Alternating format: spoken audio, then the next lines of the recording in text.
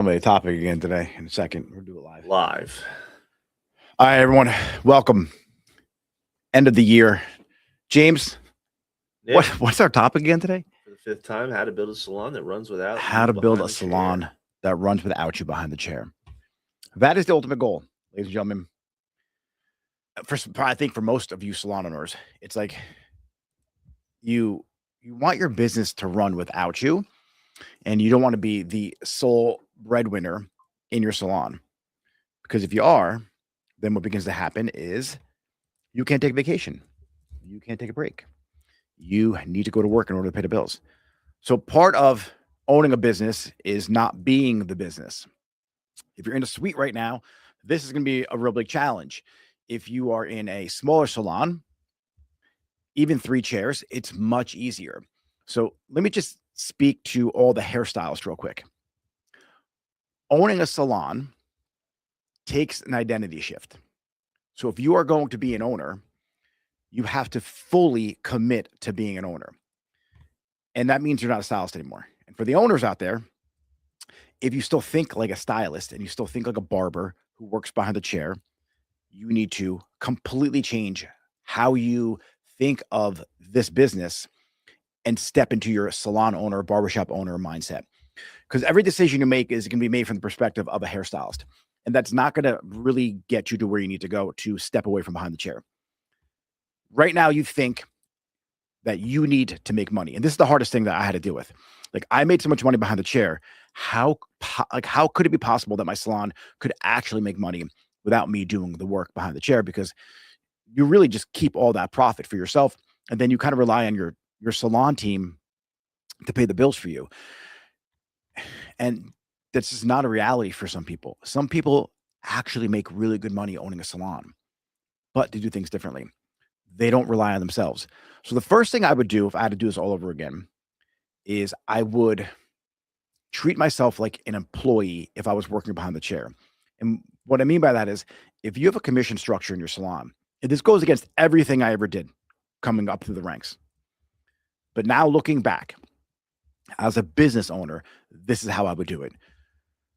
I would treat myself like an employee.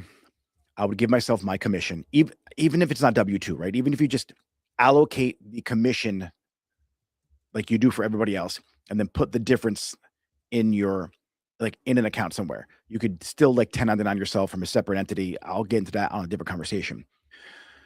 But you want to make sure that what you're doing behind the chair, you're stripping away that commission. It's going back into the salon again. So when you do replace yourself, and this particular chair that I'm sitting in now is being worked at by a stylist, the numbers kind of stay the same. Then I'm able to kind of build that person up, and I'm able to still have the same profit and the same real revenue at the end of the month that I can pay my bills with and pull a profit out of. So that's the first step, is you want to treat yourself like an employee.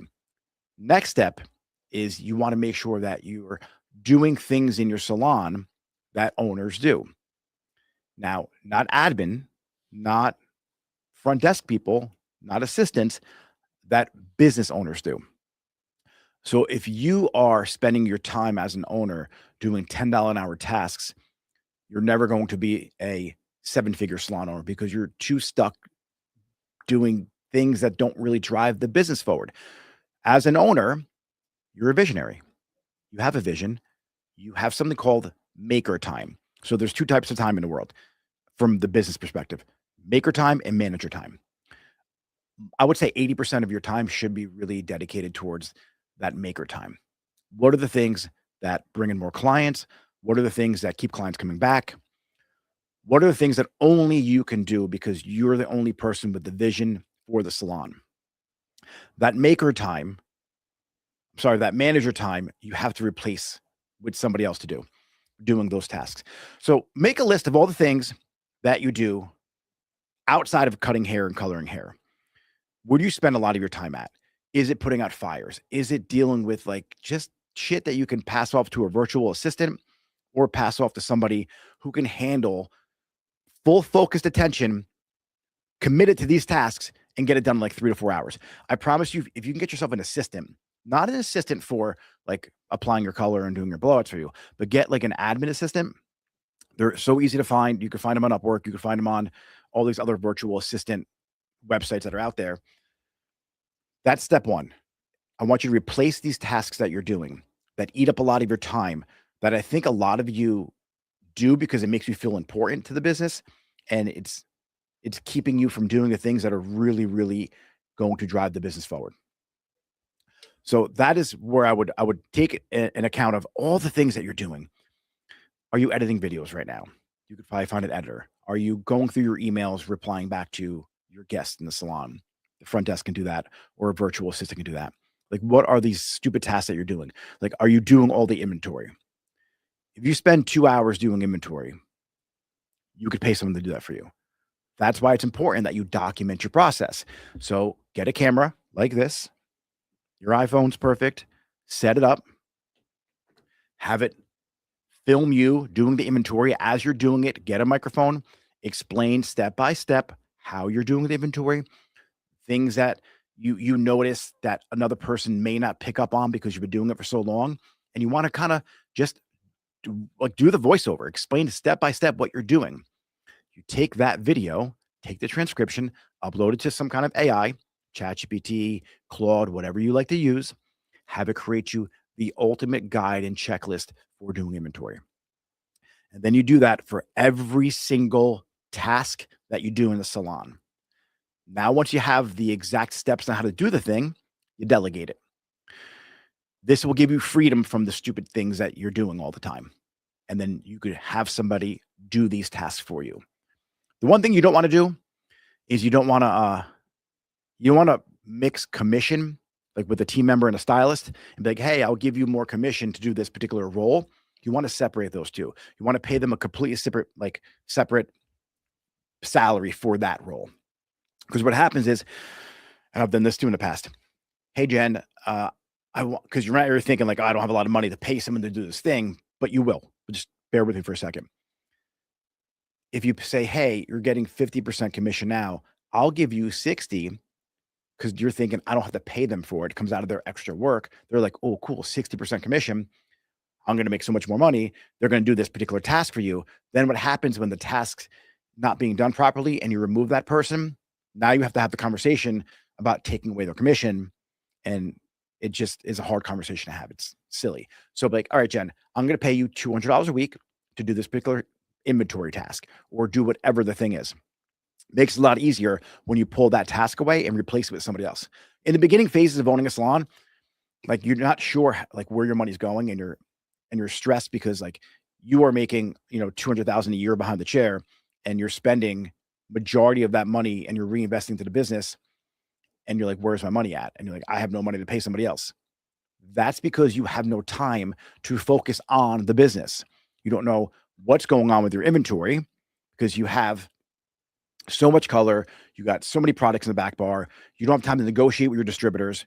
But if you paid somebody, even just $200 to do that for you, now because you're still behind the chair, let me just recoup that money for you. That 2 hours it takes you to do inventory, you could apply a full highlight in an hour and you make that money back. So it's like, where's your time better served? And like I just said, it's about you getting away from behind the chair. So it's going to take maybe I would say a couple months for you to figure this all out. Now, what I want you to do is start bringing in your stylist to your world.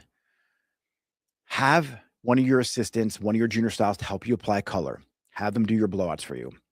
Get your clientele used to everyone in your salon and trusting other people. This is the best way for you to pass on your clientele. So now you could fully step into the ownership role. If you have 10 people working in your salon and they're all booking $3,000 a week, that's 30 grand a week. You can't do that yourself behind the chair. It's pretty much almost impossible. I mean, there's ways to do it with extensions. Now, if you are the breadwinner, if you're the biggest earner in your salon, all your clients trust you, and then you're doing $5,000 a week, the next person after you is doing like $1,200 a week, there's a lot of room in their book for some of your clients. Start pushing them off to other people. With the extra free time, now you can really start focusing on the numbers. Where's your profit going? Who's doing the marketing for you? Is it a social media team? Are you inspecting what you expect? Do you have somebody doing your SEO for you? Are you talking to your distributor trying to get the best deals possible for color? What's going on with your color anyway? Do you have a parts and labor system in place? Do you have a mentorship program or a coaching program that you're involved in that you're neglecting to do the things that they're teaching you because you're so busy behind the chair? Take some time in your schedule. What I like to do is block off 3 hours every morning of focused work, just focusing on one particular area in that time lot. Because if you could focus just on your marketing, how many new clients came from Facebook last month? How many new clients came from Instagram last month? How many came from TikTok? How many came from email marketing? How many came from the chat to chair method? And then take a look at which is the one of these different social media platforms that's driving the most amount of business. Now, if it's Instagram and you're spreading your attention evenly between Instagram, TikTok, Facebook, and YouTube, guess what you do? You double down on Instagram, become a better creator, create better content, figure out what is the one reel or carousel or post that you did that brought in most of the people in the last couple of weeks in your salon. Make that into an ad, then recreate that type of content again to drive in more traffic so people are getting busy in your salon. If you're so busy behind the chair, by the time you get done with work, you're shot out. You just can't focus the proper attention to your marketing, to your leadership, to your finances. And then what you try and do is you try and do it on one of your days off. But then your days off, what you try and do is other shit you have to do for your kids and your husband and your wife and whatever you have to do personally. So then you just get into this vicious cycle of pushing everything off. And then 3 years down the line, you're still the busiest person in the salon. Your salon never grew outside of you. And then you're back to where you are again. So you have to implement this. You have to peel yourself away from the chair. If you still love doing hair, that's fine.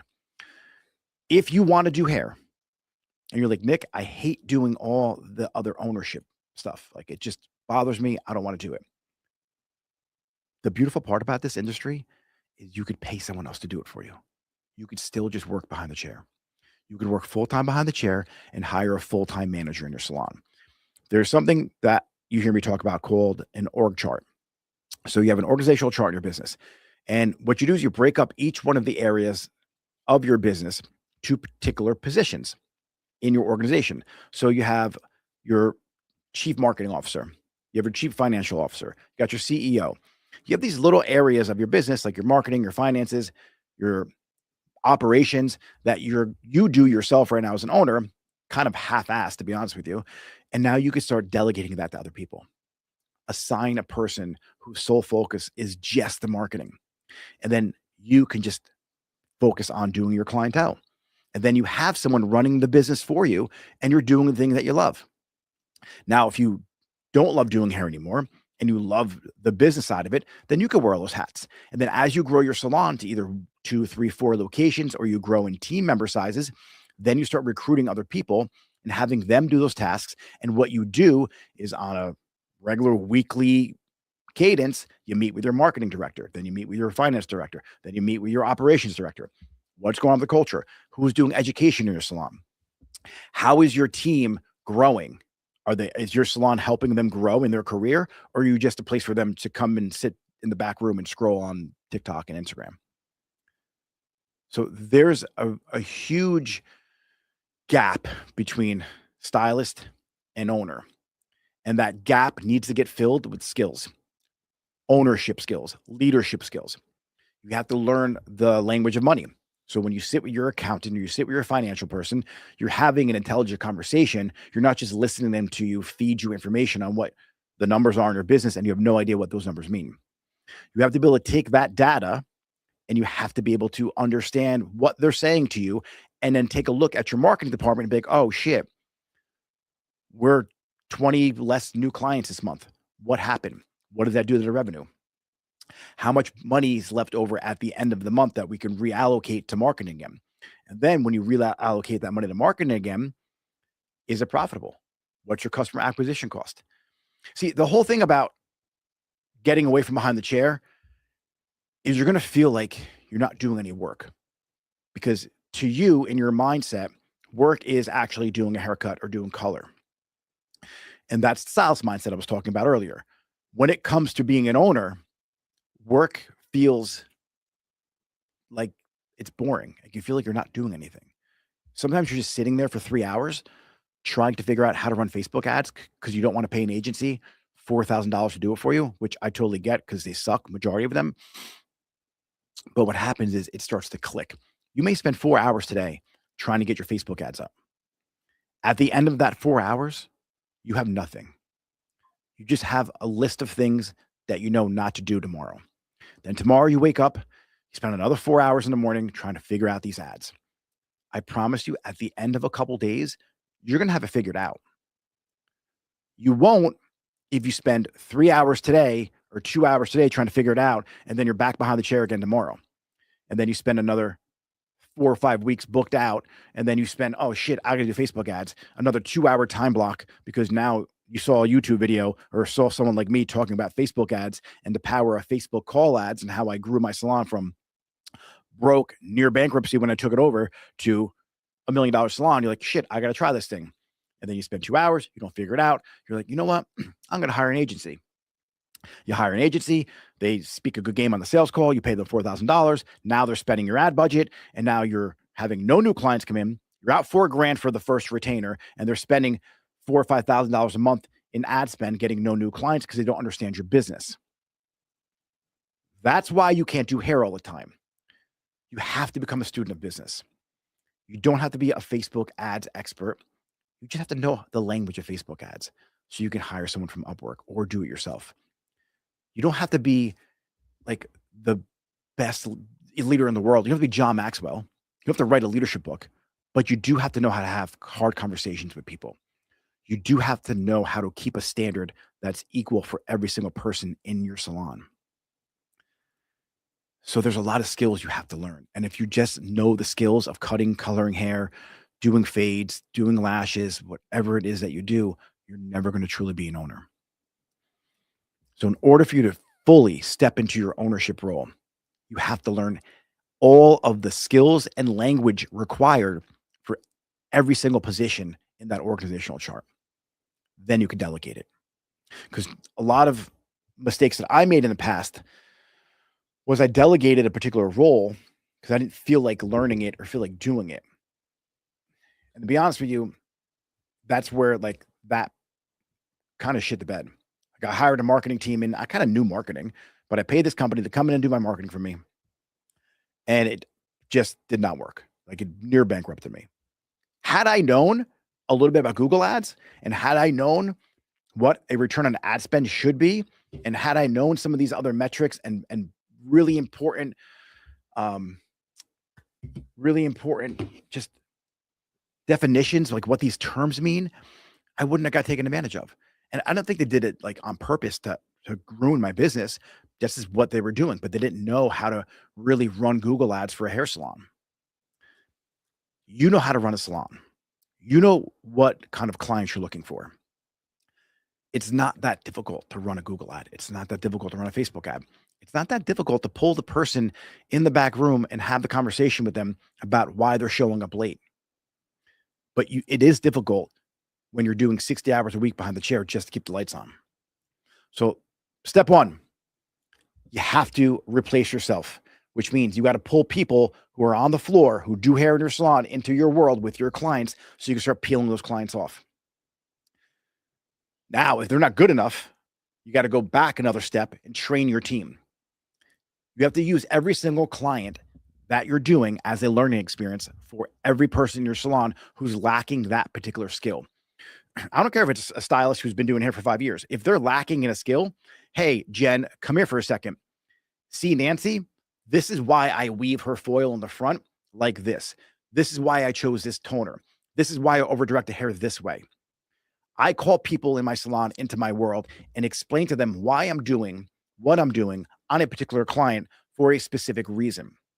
What that does is it compounds the learning experience in your salon day after day after day after day. You're not waiting for that once a month class that you're doing or that once a week class that you're doing. Every day is a learning experience. What also happens is your clients hear you teaching everyone on your team. So when the day comes that you want to step away from behind the chair and they have to go to somebody else, they're not picking the salon down the street. They're picking a stylist in your salon. Also, because Jen blew their hair out, Jess blew their hair out, Bree blew her hair out, Nicole blew their hair out. Every one of your team members has touched that client at one point in the journey that client's been having in your salon over the last 3 or 4 years, now they feel comfortable with them. And they pick the person they most align with through conversation. If you do that, you'll be able to take all of your clientele and spread them out through your salon and have a really good retention rate, client retention rate. Then guess what? At the end of the week, you work behind the chair one day, you might have booked $1,500 that day, but your salon made you $5,000 that week. It used to make you $5,000 a week working 5 or 6 days a week. Now you're working behind the chair one day a week and you're still making $5,000 a week. I hope that kind of didn't ramble on, because this is like a live, off the cuff, what I would do. James gives me the topic in the morning, and then I just riff on that topic. So I don't have anything around me. There's no notes here. This is not AI. This is what I did. This is how I think content should be created today, because it shows that the person knows what they're talking about. I don't need a script to tell you how to duplicate yourself in the salon behind the chair. You have to. The most important part, if you listen to this right now, is you have to take on the mindset of a salon owner. You're not a stylist anymore. I just had a conversation with one of my partners about this, because she thinks like a hairstylist still. And when I asked her, hey, what do you do? Like when you talk to somebody at a party or you meet someone for the first time, and they ask you, hey, Barbara, what do you do for work? You should say, I'm a salon owner. A lot of hairstylists who own salons go, oh, I'm a hairstylist and I own a salon. My answer is, I'm an entrepreneur. I am an entrepreneur. I own e-commerce stores, hair salons, agencies, coaching businesses. But when I first became an entrepreneur, I wasn't an entrepreneur. I was a hairstylist pretending to be an entrepreneur. And it took me 15 years to figure out how to become an entrepreneur. And part of the reason is because I solely relied on me making money behind the chair in order to pay my bills at home. Once I stepped away from behind the chair, like the saying, burn the boats, I had no choice but to figure it out. And then for stylists who are listening right now, or you got the stylist in your salon, here's a story about how I actually got successful doing hair. So my whole career, I was always juggling jobs because I was a hustler, right? I always wanted them to have extra money. It's because I didn't have enough focus on myself behind the chair to make that part of the business or part of my world grow. So I was a bartender. I would wait tables part-time. I would do hair part-time. There's a lot of things I did part-time, some of which I got in trouble doing, but it's for a different podcast. Now, I was bartending, making really good money, more money than I was making doing hair. I kept seeing hairstylists make really good money doing hair, and I was like, why not me? And then it dawned on me, it's because I'm not putting enough time in the salon. So I quit bartending, and I was making really good money bartending. I went all in on doing hair. I was probably like 30 at the time. Right, James? Would you say I was 30 when I opened Brick and Mirror? No, 30, you're older than that. older than 'Cause that. I met you when you were 32. Yes, I would have been like 34, 35. Like I was at a point in my life where I was like, shit or get off the pot. Like I have to figure something out. So I went all in. I burned all the boats. I stopped talking to any of my friends. Stopped hanging out with any of the people who were like, had a negative output from hanging out with them. And I just went to the salon 7 days a week, 9 in the morning, 10 in the morning, till 8 o'clock, 9 o'clock at night. Now, mind you, I had no kids at this time, no wife. It able was to do that. a major shift for Nick. Like, Nick and I was one of the friends that stuck around, but Nick and I had a lot of fun together, and we, every weekend, yo, what are you doing? We would go on the shore like 4 days in a row. I had no responsibility. Yeah. So I went all in on hair. In 6 months, I went from literally, I was doing like $400 a week. By September, can't say 6 months, but like from January, I was like $400 a week. I took a salon over. I invested whatever I had saved up into the salon. And I wound up by September paying off the original loan I took out for the salon. It was my friend's dad who owned the salon first. He fronted the money for the buyout, and I paid him off over time for the business. By September, I paid all that off. I've got completely out of debt, and I was consistently booking $4,000 a week by that September. Then by the following year, I was pretty much hitting like $25,000, $30,000 months in about 14 months. At that same time, I was the hairstylist. I had that mindset of a hairstylist, but I went all in on that. Then about like a few months later, I was like, this isn't what business is about. I started really learning about the e-commerce side of things and how to grow that part of the business of the salon business, the retail business. And it was hard. Like I got my ass kicked in that. And then I had no time to really focus on the business side of things. I was still busy doing hair. When I opened my second location, I was like, you know what? It's time that I actually act like an owner. And that's when I brought on it. I was by myself in the salon in the beginning. I had hired 2 assistants that I started peeling my clients off to. Then I brought in 3 more hairstylists, and then I stepped away from behind the chair to focus on the e-commerce. And then I was able to completely remove myself from the salon and open up 2 more locations because I had enough time to focus on growing these businesses. No way could I have done that if I was still working behind the chair. So for anyone out, and no way could I have done that also if it was a rental salon. Because if you have a rental salon, you don't make a commission on, there's no revenue share split between you and the stylist behind the chair.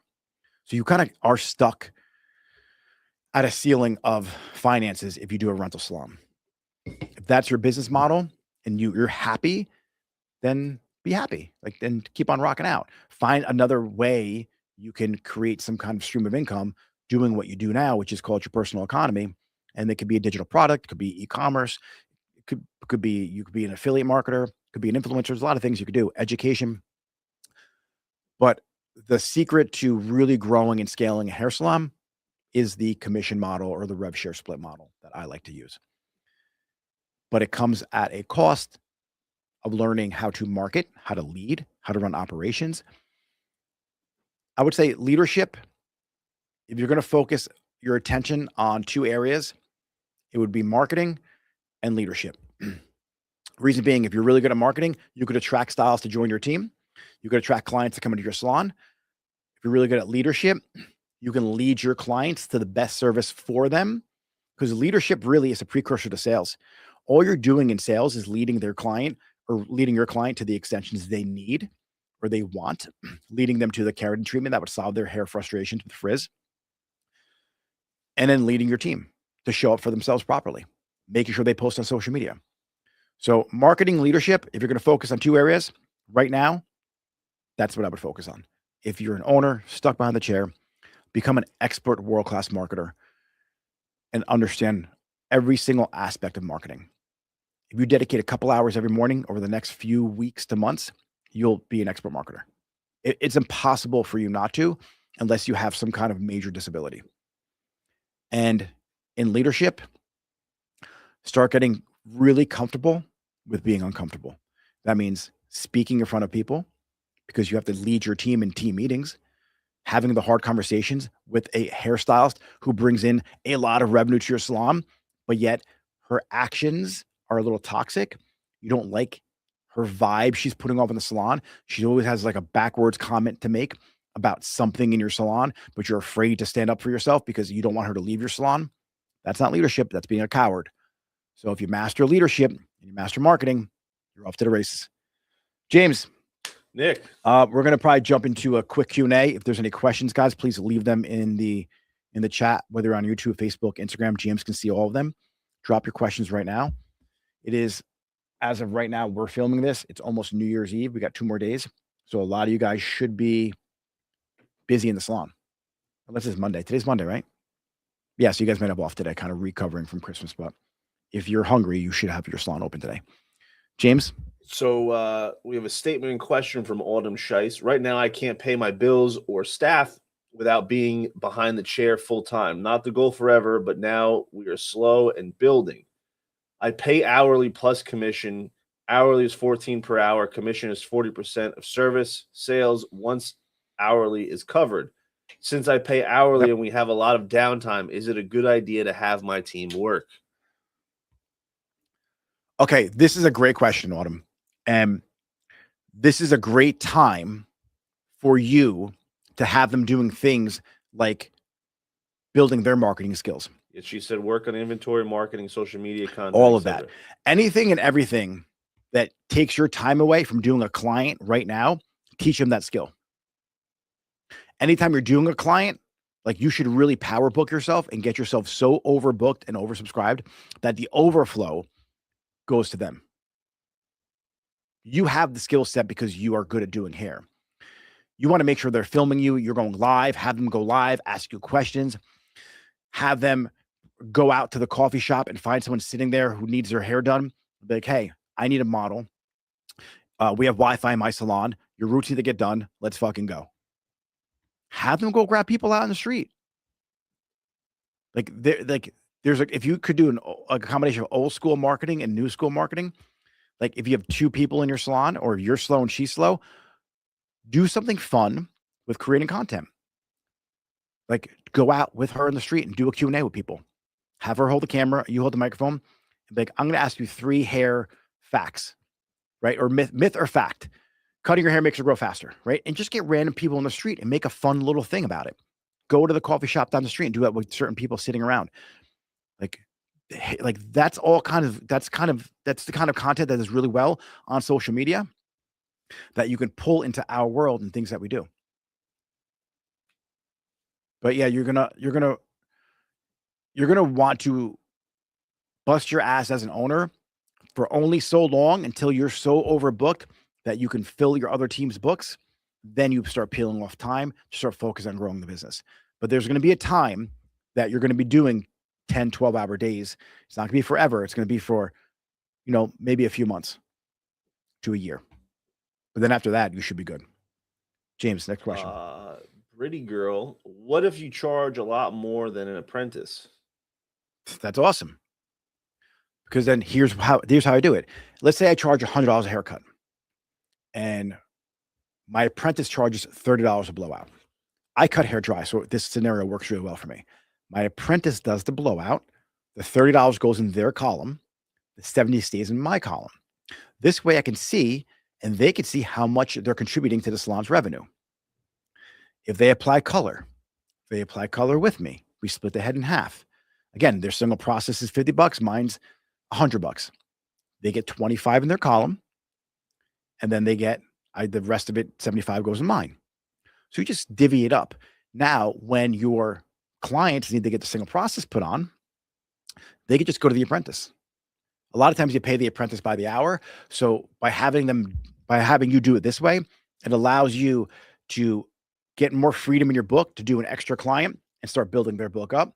If you're paying them $15 an hour or whatever you're paying them an hour, there's money coming in being generated by their particular column that's going to pay for their hourly rate. And if you have more money in that column generated by that stylist or that apprentice, then you give them a commission on it. Give them whatever greater. But yeah, your pricing should be higher. And then people who want the same experience in your salon, but not you, can go to them. Next question. Salon Klarchmont. How do you know if they're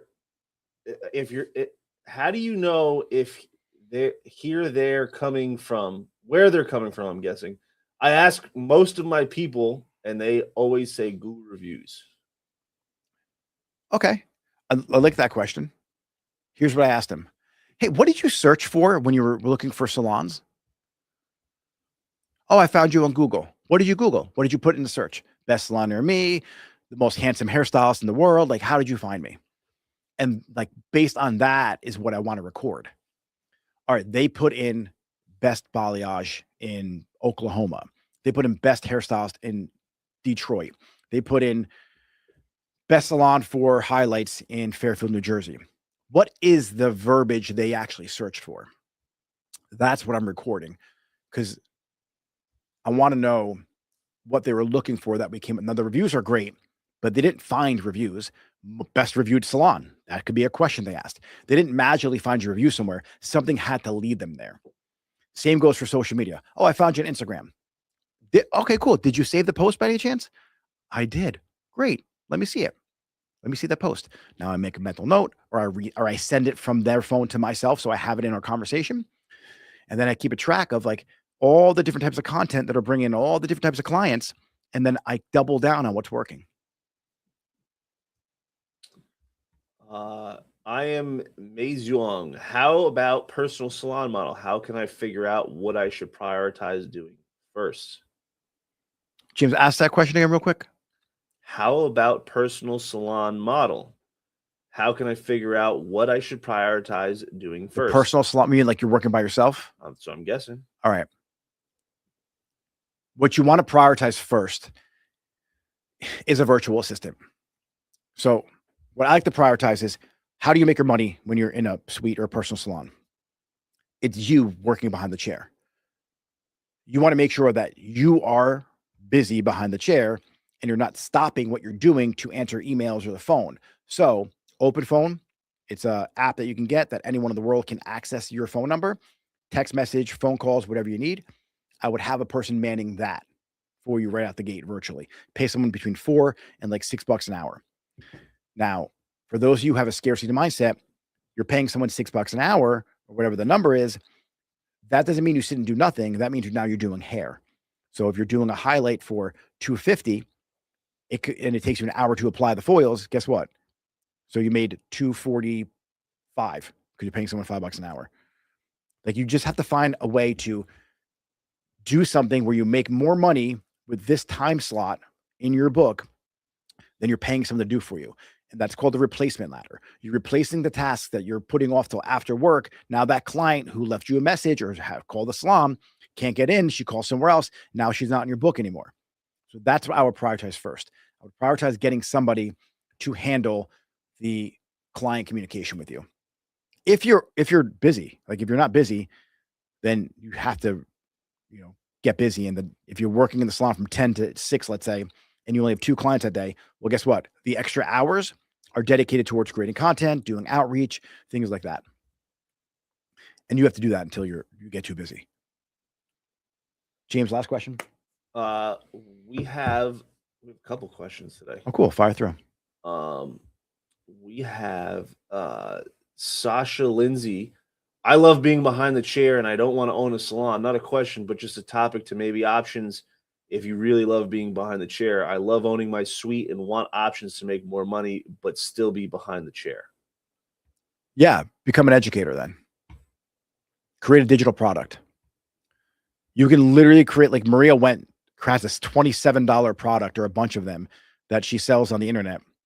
And she did $800,000 a month. She averages $800K a month. The only reason why you want to be behind the chair right now is because that's all you know, by the way.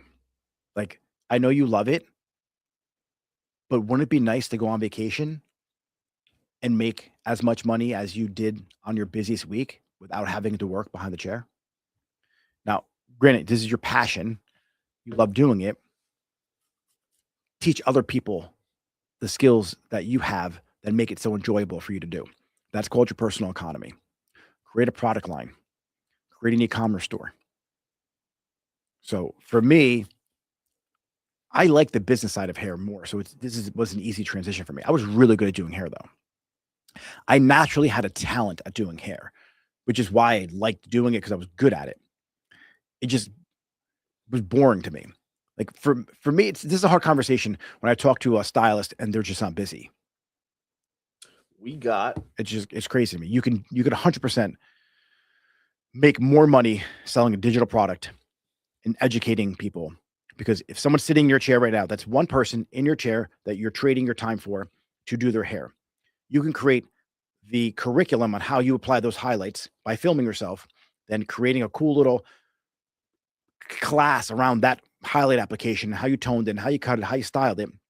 Sell that for $47, start to finish.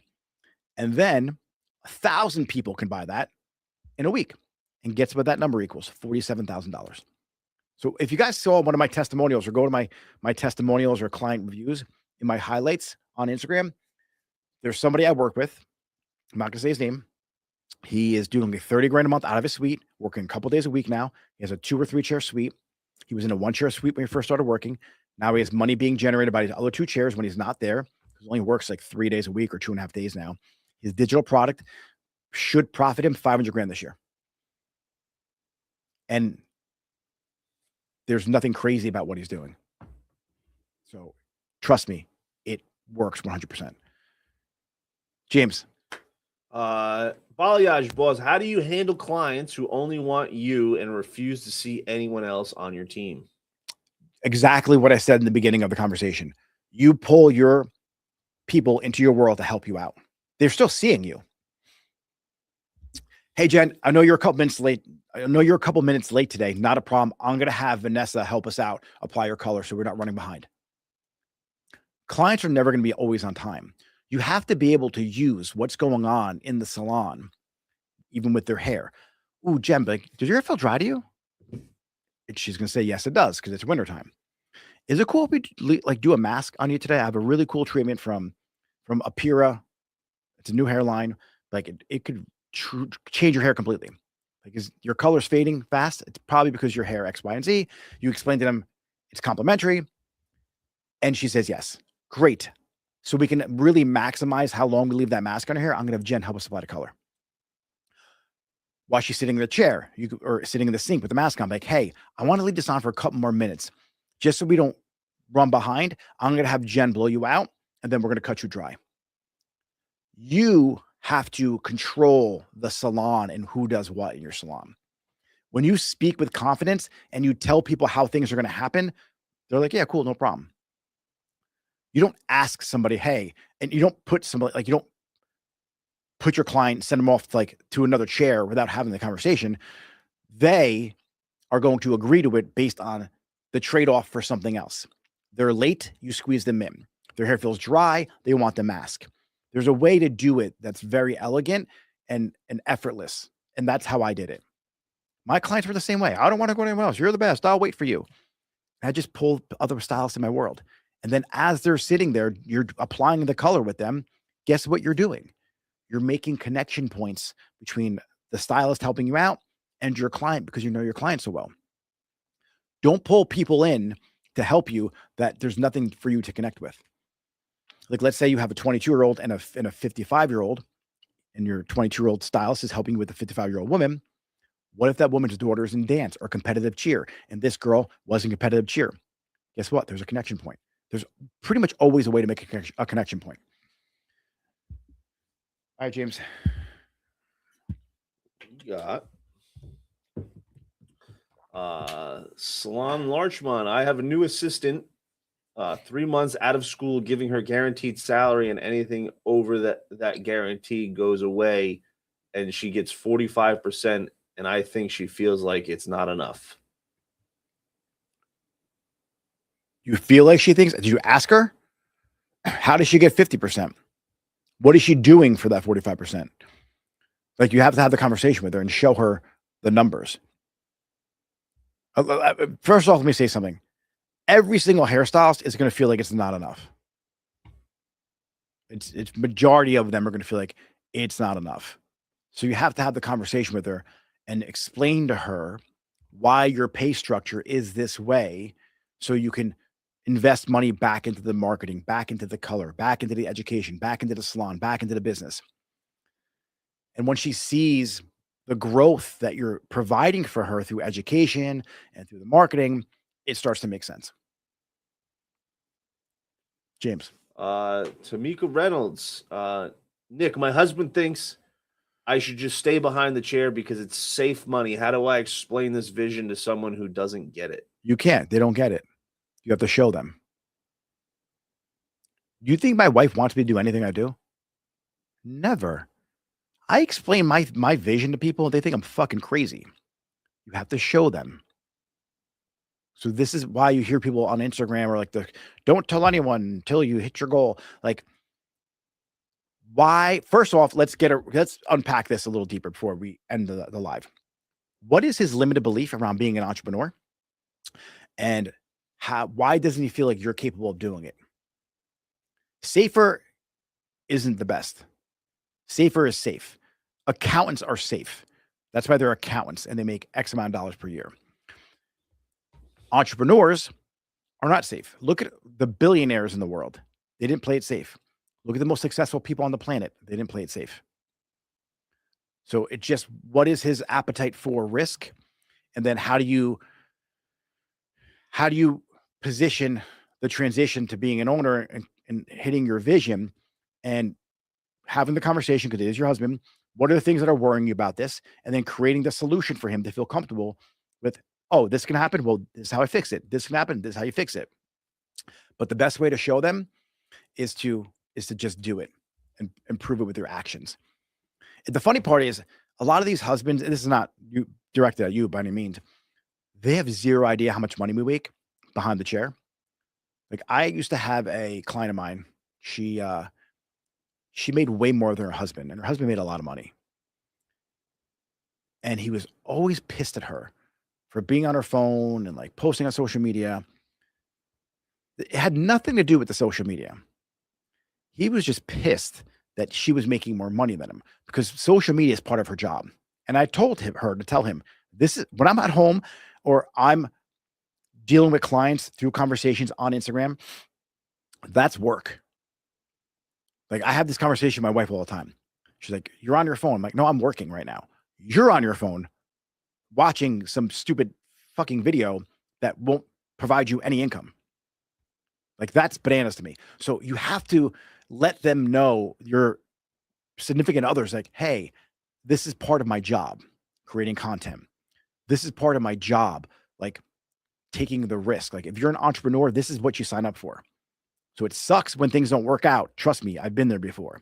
But when things work out, they want to be at the party with you celebrating. You can't have the good without the bad.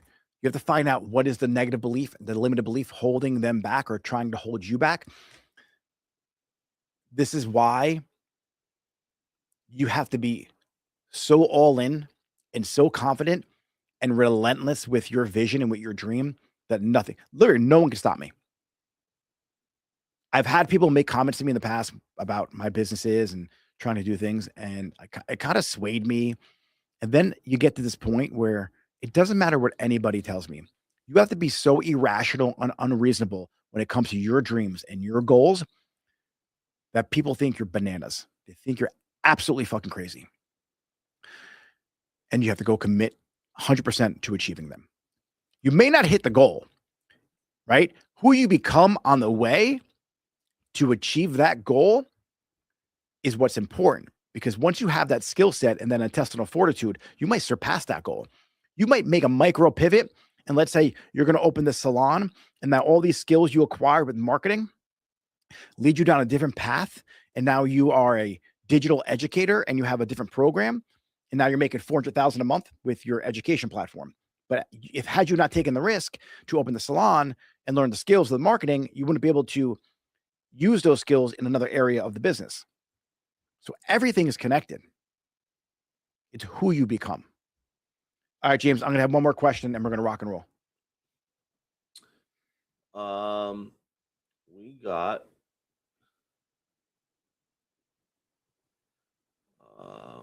that's it. We actually don't have anything All right, else. ladies and gentlemen. All right, everyone, enjoy your new year. I think, James, what's today? 29th? Today is the 29th. Yeah, we got 2 more lives. We're gonna do tomorrow. We got a few more lives for New Year's. So if you guys are challenged right now in your salon and you're like, you know what, I actually got some great ideas here from this live and you want to speak to me, go to apply.nickmarabella.com. I have something called the Level Up Academy, and this is where salon owners go to grow and scale their salon and actually become salon owners and entrepreneurs, not hairstylists who own a salon part-time.